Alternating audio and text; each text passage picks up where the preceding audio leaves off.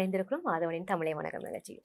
இன்றைய தினம் அதிதிகள் பக்கம் பகுதிக்கு வருகை தந்திருப்பவர் அனாமிகா என்டர்டைன்மெண்ட் எனும் ஒரு ப்ரொடக்ஷன் ஹவுஸ்ல இருந்து மிஸ் அனாமிகா அவர்கள். வணக்கம் அனாமிகா. வணக்கம். உங்களை பற்றிய சிறிய அறிமுகம் எங்களுக்காக. என்னை பற்றி சொல்லணும்னு சொன்னால், நான் வந்து ஒரு ஸ்டார்டிங்கில் வந்து நான் படித்தது வந்து பயோ படித்தேன். நான் ஒரு 2 இயர்ஸ் பயோ படிச்சுட்டு மெடிசின் ஒரு 2 இயர்ஸாக நிப்பாட்டிட்டேன். அதுனா ஃபேமிலி இஷ்யூஸ் இருந்தது. அதுக்கப்புறமா கொஞ்சம் காலமாக வீட்டில் தான் இருந்தேன். திரும்ப அப்படி இருக்க நேரம் ஒரு பில்டிங் கன்ஸ்ட்ரக்ஷன் டிரெக்டர் ஆனேன். அதுக்கப்புறமா திரும்பவும் ஃபேமிலி இஷ்யூஸ் வந்து அதுக்கப்புறமா அதை ஸ்டாப் பண்ணிவிட்டு அப்படியே வீட்டில் ஒரு இருக்க நேரம் ஒரு ஃபங்க்ஷன் அட்டென்ட் பண்ணியிருந்தேன். அந்த ஃபங்க்ஷனில் எனக்கு ஒரு 2 ஃப்ரெண்ட்ஸ் அறிமுகமானாங்க.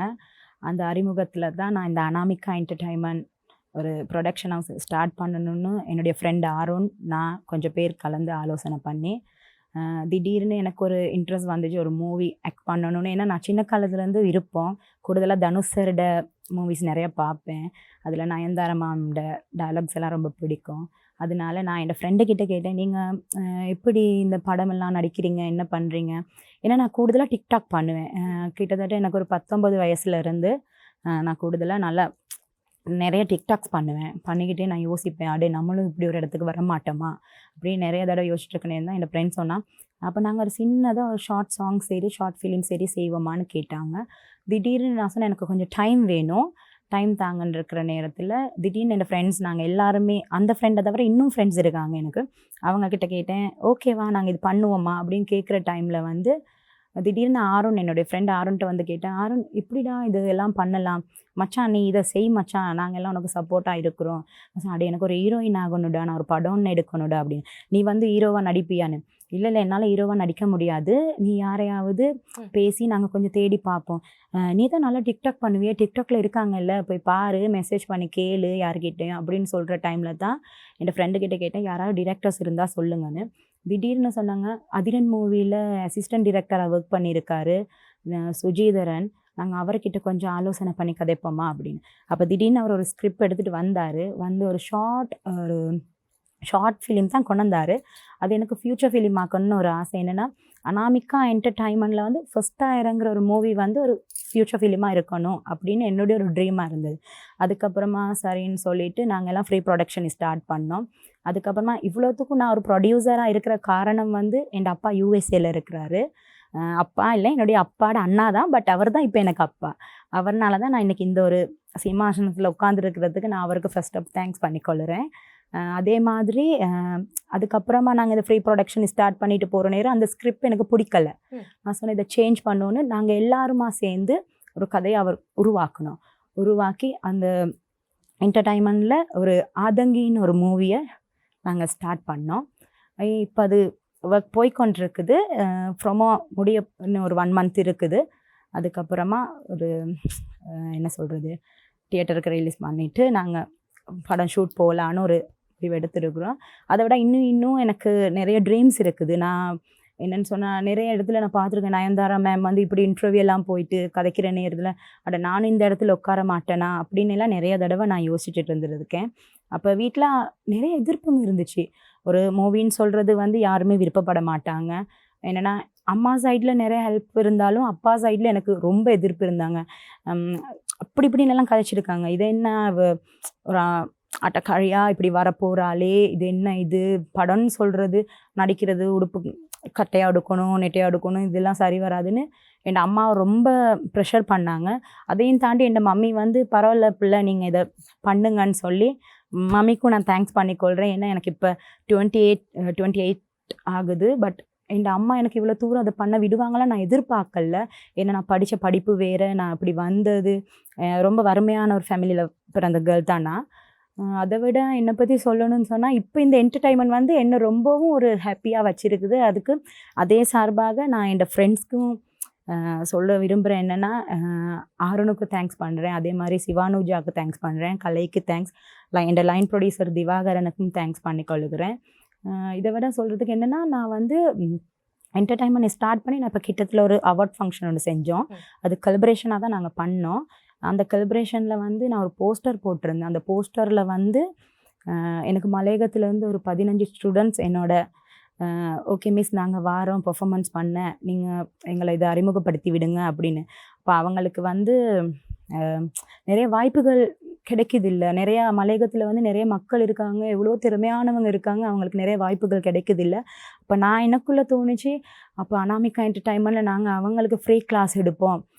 இதெல்லாம் நாங்கள் போயிட்டு அவங்களுக்கு அவங்களோட ஊருக்கு போயிட்டு ஒரு கிளாஸ் ஸ்டார்ட் பண்ணி எந்த காசும் வாங்காமல் நான் என்னுடைய சொந்த இதால் அனாமிகா என்டர்டைன்மெண்ட்டில் ஒரு இவங்களை நடிக்க வச்சு என்னோட ஸ்டூடெண்ட் ஆக்கி எனக்கு அப்படி பார்க்கணும் ஒரு விருப்பம் இருக்குது. அதே மாதிரி என் ஸ்டூடெண்ட் கூட மிஸ் நிறைய திறமையானவங்க இருக்காங்க, ஒருக்கா வாங்கலை எங்களோட ஊருக்கு, இதை விட நிறைய பிள்ளைங்கள்லாம் இருக்காங்க. ஒரு கிரியேட்டர் சாய்ஸ்லேருந்து எனக்கு கொஞ்சம் ஸ்டூடெண்ட் வந்தாங்க. அவங்க ஆனால் இன்ன வரைக்கும் பப்ளிசிட்டி ஆகலை. நிச்சயமா உங்களோட இளமை காலம் வந்து நீங்கள் ஒரு பயோ படிச்சிருக்கிறீங்க. பயோ படிச்சுட்டு வந்து உங்களுக்கு சினிமா துறையில் ஒரு ஆர்வம் இருந்திருக்கு. அதில் வந்து ஒரு ப்ரொடக்ஷன் ஹவுஸ் ஒன்று ஸ்டார்ட் பண்ணியிருக்கிறீங்க. ஒரு படம் ஒன்று ஃபீச்சர் ஃபிலிம் ஒன்று ப்ரொடியூஸ் பண்ணியிருக்கிறீங்க. அது மட்டும் இல்லாமல் நடிக்கவும் செய்திருக்கிறீங்க இல்லையா? அதாவது உங்களோட என்ன சொல்கிறது, கல்வியிலேருந்து லைட்டாக சினிமா துறையிலையும் உங்களோட திறமையை நீங்கள் பதிச்சிருக்கிறீங்க. அது மட்டும் இல்லாமல் இந்த அனாமிகா என்டர்டைன்மெண்ட் என்ற ஈவென்ட் மேனேஜ்மெண்ட் பக்கம் உங்களுக்கு இதோட ஆரம்பம் என்னவா இருக்குது? இப்படி ஒரு ப்ரொடக்ஷன் ஹவுஸ் ஆரம்பிக்கணும்ன்ற ஆரம்பம் என்னவா இருக்குது? ஆரம்பம் வந்து எனக்கு என்னென்னா, என் ஃப்ரெண்ட் திவாகரன் வந்து ஒரு டபுள் ஃபாக்ஸ் இவெண்ட் பண்ணி கொண்டிருக்காரு. அப்போ அதை பார்த்து நானும் இதெல்லாம் பண்ணலாமே அப்படின்னு ஒரு ஆர்வம் எனக்குள்ளே வந்தது. நான் அதுக்குள்ளே போனேன்னு அப்போ நான் அவர்கிட்ட கேட்டேன் என்ன பண்ணலாம் அப்படின்னு. இப்போ அவர் சொன்னார், இப்படி ப்ரொடக்ஷன் ஹவுஸ் ஒன்று இருந்தால் தான் உங்களுக்கு பண்ண முடியும் அப்படின்னு. அதுக்கப்புறமா நான் ஒரு ஆர்வமான இப்படி ஒரு ப்ரொடக்ஷன் ஹவுஸ் ஸ்டார்ட் பண்ணிவிட்டு நிறைய பேருக்கு அவார்ட்ஸ் கொடுக்கணும், என்டர்டைன்மெண்ட் பண்ணணும் அப்படின்னு எனக்கு ஒரு ஆர்வம் வந்தது. இப்போ உங்களோட இந்த அனாமிகா என்டர்டைன்மெண்ட் என்ற இந்த ப்ரொடக்ஷன் ஹவுஸால் என்னென்ன வகையான ஈவெண்ட்ஸ் வந்து நீங்கள் ஆர்கனைஸ் பண்ணியிருக்கிறீங்க? ஃபஸ்ட்டாக நான் இந்த மந்த் தான் ஒரு கொலபரேஷன் ஆகி ஒரு அவார்ட் ஃபங்க்ஷன் ஒன்று போன 10ஆம் தேதி தான் செஞ்சோம். சின்ன சின்ன டான்சர்ஸ் ஒரு என்டர்டைன்மெண்ட் மலையகத்திலேருந்து கொண்டு வந்து பண்ணி பெரிய பெரிய ஆர்டிஸ்ட்கெல்லாம் சின்னதாக என்னால் முடிஞ்ச அளவுக்கு ஒரு அவார்ட் ஃபங்க்ஷனாக நான் அவார்ட்ஸ் கொடுத்து இதாக்குனேன். மற்றபடி இன்ன வரைக்கும் இல்லை, இனி தான் ஸ்டார்ட் பண்ணி கொண்டு போகிறேன். ஏன்னா நான் இந்த இன்ட்ரெஸ்ட்டுக்கு வந்து 1 இயர் தான். பட் இன்னும் நான் படிக்க நிறைய விஷயங்கள் இருக்குது. அது மட்டும் இல்லாமல் இந்த அனாமிகா என்டர்டெயின்மெண்ட் ஊடாக வந்து நீங்கள் வந்து மலையக மலையக பிள்ளைகளுக்கு வந்து நிறைய படிப்பிக்கிறீங்கன்னு சொல்லியிருந்தீங்க. அவர்கள் எதிர்நோக்கக்கூடிய பிரச்சனை என்னவாக இருக்குது? அப்படின்னு சொல்ல போனால் அவங்க வந்து ஃபஸ்ட்டு என்கிட்ட வார நேரம் யாருக்குமே அறிமுகம் இல்லாமல் ஒரு ப்ரொடக்ஷன் வச்சுருக்கோம் மிஸ், எங்களை இதிலேருந்து இதாக்கி விடுங்க, எங்களுக்கு உங்களோட ஒர்க் பண்ண விருப்பம், எங்களுக்கு நிறைய இடத்துல போய் டான்ஸ் பண்ணணும், அவங்களுக்கு நிறைய திறமை இருக்குது, அதை வெளிக்காட்ட முடியாமல் இருக்கிற டைமில் தான் இப்படி ஒரு போஸ்டரை நான் போட்ட பிற்பாடு அனாமிகா என்டர்டைன்மெண்ட்டில் மிஸ்ன்னு கால் பண்ணி எனக்கு அதுக்கப்புறம் வந்து இன்னும் அவங்கள நான் மேலே தூக்கி விடணும்னு, இந்த அனாமிகா என்டர்டைன்மெண்ட்னால அவங்க மேலும் போகணும்னு, அவங்கள்ட்ட எந்த காசோ எதுவும் இல்லாமல் நான் கிளாஸ் நடத்தணும்னு என்னுடைய ஒரு ட்ரீம். இதனூடாக இப்போ நீங்கள் கிளாஸ் நடத்தி கொண்டிருக்கிறீங்க. இதற்கான பரிசளிப்பு விழாவும் நீங்கள் நடத்த போகிறீங்க இல்லையா? திரும்ப ஒரு இங்கே நடந்தது அதே மாதிரி மலையகத்திலையும் போய் செய்யணும்னு என்னுடைய விருப்பம். நிச்சயமா. அது மட்டும் இல்லாமல் இந்த அனாமிகா என்டர்டைன்மெண்ட் இந்த ப்ரொடக்ஷன் ஹவுஸினூடாக நீங்கள் இந்த மலையக பிள்ளைகளுக்கு வந்து ஃப்ரீயாக எஜுகேஷன் கொடுத்து கொண்டிருக்கிறீங்கன்ற ஒரு விஷயம் சொல்லியிருந்தீங்க. இப்போ மலையக மக்கள் அந்த பிள்ளைகள் வந்து எதிர்நோக்கக்கூடிய பிரச்சனை என்னவாக இருக்குது? என்ன மாதிரியான சிக்கல்கள் எல்லாம் அந்த பிள்ளைகள் எதிர்கொள்கிறாங்கன்னு சொன்னால், அவங்களால யார்கிட்டையும் போயிட்டு இதில் பற்றி சொல்ல முடியாது. அப்போ அவங்க வந்து திடீர்னு மிஸ் நாங்கள் ஆல் லெவல் எல்லாரும் முடிச்சுட்டு வீட்டில் இருக்கிறோம், எங்களோட திறமையை வெளிக்காட்ட யாருமே இல்லை, அப்போ எங்களை ப்ளீஸ் எங்களுக்கு இதை கொஞ்சம் எங்களுக்கு திறமையை வெளிக்காட்டுங்க. அதே மாதிரி எங்களை ஒரு இடத்துல ஸ்டேஜ் ட்ராமா பண்ண எங்களுக்கு விருப்பம், நாங்கள் சின்னத்துலேருந்து இப்படி தான் ஸ்டேஜ் ட்ராமாலாம் ஏறி ஒரு என்ன சொல்கிறது, நாங்கள் ஸ்கூல்லலாம் இதெல்லாம் பண்ணியிருக்கோம் மிஸ், ஆனால் இந்த மாதிரி பெருசாக ஸ்டேஜ் ட்ராமாலாம் பண்ணி இல்லை, எங்களுக்கு கொஞ்சம் எங்களை வெளிக்காட்டுங்க ப்ளீஸ், எங்களுக்கு நிறைய திறமை இருக்குது, அதே மாதிரி நிறைய பிள்ளைங்க இருக்காங்க மிஸ், அவங்களுக்கும் நீங்கள் வந்து திறமையை வெளிக்காட்டுங்க ப்ளீஸ். என்னென்னா எங்களுக்கு வசதி வாய்ப்பு இல்லை, அம்மா அப்பாங்களுக்கு அந்த காலத்தில் யாருமே பெருசாக ஜென்ரேஷனாக படித்தவங்க இல்லை, இப்போ நாங்கள் தான் மிஸ் கொஞ்சம் கொஞ்சம் படிச்சுட்டு வரோம். அவங்களுக்கு என்ன விருப்பம்னா அவங்களோட இடத்துல அவங்களுக்கும் என்ன மாதிரி ஒரு ப்ரொடக்ஷன் ஹவுஸ் வைக்கணும்னு அவங்களோட ஒரு ட்ரீம்னு சொல்லிட்டு எந்த ஸ்டூடெண்ட் என்கிட்ட கேட்டுட்டு போனாங்க, மிஸ் எங்களுக்காக ஒரு ப்ரொடக்ஷன் ஹவுஸ் ஒன்று ஸ்டார்ட் பண்ணி தர மாட்டீங்களா அப்படின்னு சொல்லி என்கிட்ட கேட்டிருக்காங்க. கண்டிப்பாக அது நான் நிச்சயமாக இந்த டீமோட ஆலோசனை பண்ணி அவங்களுக்கு நான் இதை எப்படியாவது பண்ணி கொடுப்பேன்னு. நிச்சயமாக நாங்களும் வாழ்த்துக்களும் பாராட்டுக்களும் இன்னுமே நீங்கள் இந்த விஷயத்துல அவர்களுக்கான ஒரு நல்ல வழியை வந்து ஏற்படுத்தி கொடுக்க வேண்டும் என்றதை நாங்களும் விருப்பப்படுறோம். அடுத்ததாக இந்த நீங்க ஒரு ஈவெண்ட் மேனேஜ்மெண்ட்ல இருக்கிறீங்க இல்லையா? ஒரு பெரிய பட்ஜெட்ல ஒரு பெரிய ஈவெண்ட் வந்து ஆர்கனைஸ் பண்ணும்போது என்ன மாதிரியான முன்னாயத்தங்கள் எல்லாம் நீங்க செய்வீங்க? என்ன மாதிரியான விஷயங்கள் எல்லாம் நீங்க செய்வீங்க? பெரிய ஈவெண்ட் ஒன்று நான் ஃபர்ஸ்ட் ஆர்கனைஸ் பண்ணும்போது கண்டிப்பாக நான் என்னென்னா என்னுடைய மேனேஜர் டிரெக்டரோட பேசி ஒரு நாங்கள் அவர்களது வந்து ஐடியாவும் எடுத்துக்கொள்வீங்க அவர்கிட்ட இல்லையா? இருந்த ஐடியா எடுத்து அதே மாதிரி எப்படியுமே நாங்கள் ஒரு ஈவெண்ட் பண்ணுறேன்னா ஒரு 2 மந்த்துக்கு முதல்ல ப்ரிப்பேர் ஆகி இது இப்படி பண்ணணும், இந்த டைமில் இது நடக்கணும், இந்த டைமில் இது ஃபோக்கஸ் பண்ணணும், இந்த டைமில் இதை பாருங்கள், இந்த டைமில் இந்த பிள்ளைங்க ஸ்டேஜுக்கு ஏறணும். அந்த மாதிரி ஒரு 2 மந்த்துக்குள்ளுக்கு நாங்கள் பிளான் பண்ணி தான் ஒரு ஈவெண்ட் ஒன்று நாங்கள் ஸ்டார்ட் நீங்க பண்ணோம். ஆர்கனைஸ் பண்ணணும். அப்பதான் அது நேர்த்தியா இருக்கும் இல்லையா? Yeah. எப்பயுமே ஒரு பிளானிங் ஒன்று இருக்கணும். ஆமா. அது மட்டும் இல்லாம இப்ப நீங்க இவ்வளவு அக்யூரேட்டா பிளான் பண்ணி ஒரு விஷயத்தை எக்ஸிக்யூட் பண்ணும்போது உங்களோட டீம் வந்து உங்களுக்கு கண்டிப்பா உங்களோட சப்போர்ட் வேணும். டீமோட சப்போர்ட் வந்து கண்டிப்பா வேணும். இப்படியாக உங்களோட குழு வந்து உங்களுக்கு எப்படி சப்போர்ட் பண்ணுது? என்ன மாதிரியான சப்போர்ட் வந்து உங்களுக்கு டீமால கிடைக்குது? கண்டிப்பாக எனக்கு எல்லாருமே அவங்களோட என்ன ஒர்க் இருந்தாலும் என்னுடைய ப்ரொடக்ஷன் மேனேஜர் வந்து ஒரு செஃப். அப்படி ஒரு ஒர்க் எனக்கு நாளைக்கு நான் ஒரு இப்படி ஒன்று பண்ண போகிறேன் வரீங்களான்னு கேட்டால் அடுத்த நிமிஷமே ஒர்க் லீவ் போட்டு வந்து எனக்கு நிறைய சப்போர்ட் பண்ணுவார். அதே மாதிரி அசிஸ்டன்ட் டிரெக்டர்ஸ் 2 பேருமே டீமில் வந்து குறை சொல்கிறதுக்கு எதுவுமே இல்லை. கண்டிப்பாக எனக்கு அவங்க இப்போ எனக்கு நாளைக்கு இது வேணும் அப்படின்னு சொன்னால் கண்டிப்பாக வந்து எல்லாரும் நிறைய சப்போர்ட் பண்ணுறாங்க. சப்போர்ட் இல்லாமல் யாரும் இல்லை. டீமை பற்றி இன்னும் சொல்கிற அளவுக்கு இல்லை. ஓகே, நிச்சயமா. இப்போ ஒரு இடத்துல இருந்து நீங்கள் என்ன சொல்கிறது, ஒரு சினிமா துறையிலேருந்து இந்த ஒரு அனாமிகா என்டர்டெயின்மெண்ட் சொல்கிற ஒரு சுய தொழில் முனைவோராக மாறி இருக்கிறீங்க இல்லையா?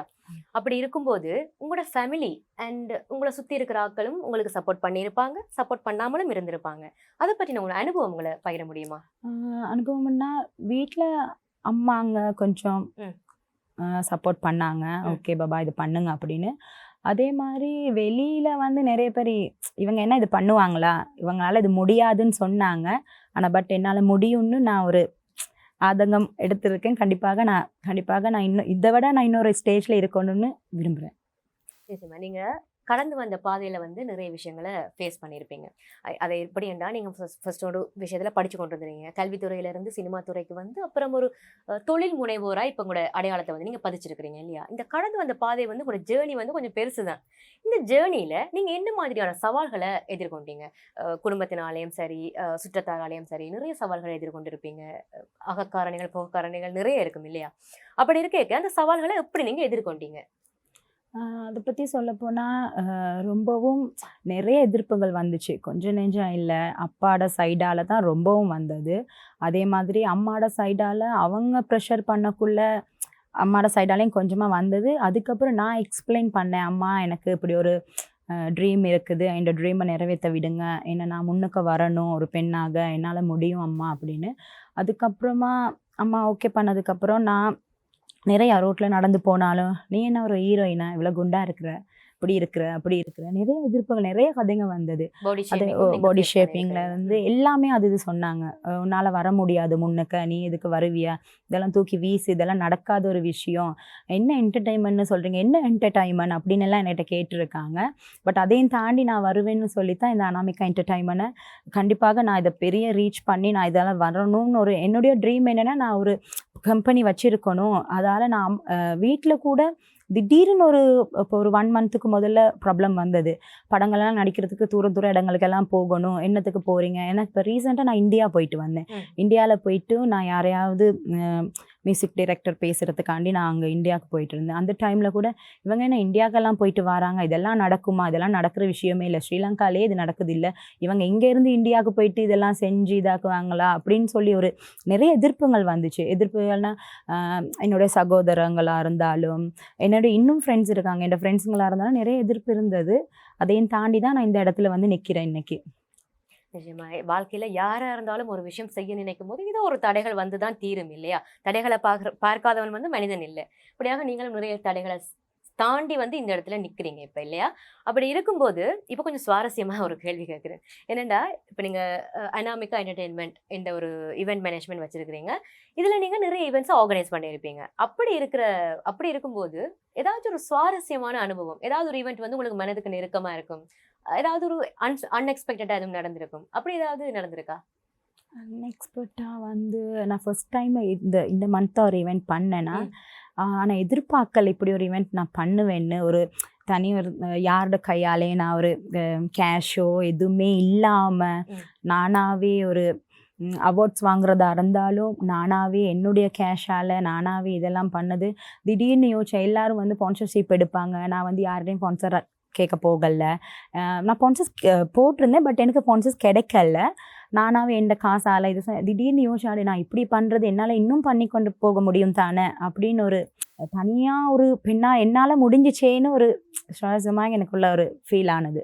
அது அடுத்ததா ஃபியூச்சரில் இந்த அனாமிகா என்டர்டெயின்மெண்ட்ன்ற ஒரு ப்ரொடக்ஷன் ஹவுஸை நீங்கள் என்ன மாதிரியான மாற்றங்களுக்கு உட்படுத்த போகிறீங்க? இன்னும் ஈவெண்ட்ஸ் பண்ணணும், இன்னும் படங்கள் எடுக்கணும், ஷார்ட் ஃபிலிம், சின்ன சின்ன ஆல்பம் சாங்ஸ் எல்லாமே இன்னும் பண்ணணும். அதே மாதிரி நான் பெரிய பெரிய அவார்ட் ஃபங்க்ஷன்ஸ் செய்யணும். அந்த மாதிரி இன்னும் ட்ரீம்ஸ் இருக்குது. அடுத்ததா இந்த அனாமிகா என்டர்டெயின்மெண்ட்ற ஃபியூச்சர் பிளான்ஸ் என்னென்னவா இருக்குது? என்னென்ன நோக்கம் வச்சிருக்கிறீங்க? ஃப்யூச்சர் பிளான்னு சொல்கிறதுக்கு இப்போ தான் ஒரு மூவி எடுத்துக்கிட்டு இருக்கோம் அதங்கின்னு. அதையும் தாண்டி இன்னும் மூவிஸ் எடுக்கணும், அதையும் தாண்டி இன்னும் நிறைய மக்களுக்கு சான்சஸ் கொடுக்கணும், அதையும் தாண்டி நான் இன்னொரு ஆக்களோட கொலபரேஷன் ஆகி பண்ணணும். அதே மாதிரி இப்போ பண்ண அவார்ட் ஃபங்க்ஷன் மாதிரி நான் தனியாக ஒரு அவார்ட் ஃபங்க்ஷன் பண்ணணும். நிறைய ஃப்யூச்சர் பிளான்ஸ் இருக்குது. அப்படி இருக்குது. இது வரைக்கும் சொல்லியிருந்தீங்க நீங்கள் மலையக பிள்ளைகளுக்கு வந்து இவ்வளோ படிப்பிச்சிருக்கிறீங்க அப்படின்னு சொல்லி. இதை தாண்டி வேறு பிள்ளைகளுக்கு படிப்பிக்கிறதுக்கும் வேறு ஆக்களுக்கு சான்ஸ் கொடுக்கறதுக்கும் உங்களுக்கு எண்ணங்கள் இருக்கா? ஆமாம், கண்டிப்பாக வேறு ஆக்களுக்கும் சான்சஸ் கொடுக்கறதுக்கு நிறைய எண்ணங்கள் இருக்குது. கண்டிப்பாக என்னைய தேடி வர மக்களுக்கு நான் அவங்களுக்கு நிறைய சான்சஸ் கொடுக்கணும். அதே மாதிரி நானும் இன்னொரு ப்ரொடக்ஷன் ஹவுஸில் போய் ஒர்க் பண்ணணும், அப்படிலாம் எனக்கு ஒரு ட்ரீம் இருக்குது. நிச்சயமாக உங்களோட எண்ணங்களும் உங்களோட கனவுகளும் வந்து நல்லபடியாக நிறைவேற ஆதவன் டிவி சார்பாக நாங்களும் வாழ்த்துக்களும் பாராட்டுகளும் தெரிவித்துக் கொண்டு, அடுத்ததா ஆதவன் டிவி நேயர்களுக்கும் இளைஞர்களுக்கும் என்ன சொல்ல விரும்புகிறீங்க? என்ன சொல்ல விரும்புகிறேன்னு சொன்னால், ஒரு தனிப்பட்ட பெண்ணாக நானும் இப்படி வந்திருக்கேன்னா உங்களாலேயும் முடியும் கண்டிப்பாக இந்த இடத்துக்கு வர்றதுக்கு. அதே சார்பாக ஆதவன் டிவிக்கு நான் நன்றிகள் தெரிவித்துக் கொள்கிறேன். என்னை இவ்வளோ தூரம் கொண்டு வந்து ஒரு இன்டர்வியூ பண்ணி என்னை கௌரவிச்சதுக்கு. அதே மாதிரி ஷாமலா மேமுக்கும் நான் நன்றிகளை தெரிவித்துக் கொள்கிறேன். அதே மாதிரி அவங்க மேம் இல்லை, எனக்கு ஒரு அம்மா, அவங்களுக்கும் நன்றி. நிச்சயமா இவ்வளவு நேரத்தை உங்களோட பொன்னான நேரத்தை ஒதுக்கி இவ்வளவு விஷயம் வந்து பகிர்ந்திருக்கிறீங்க. அதற்காக உங்களுக்கு நன்றி.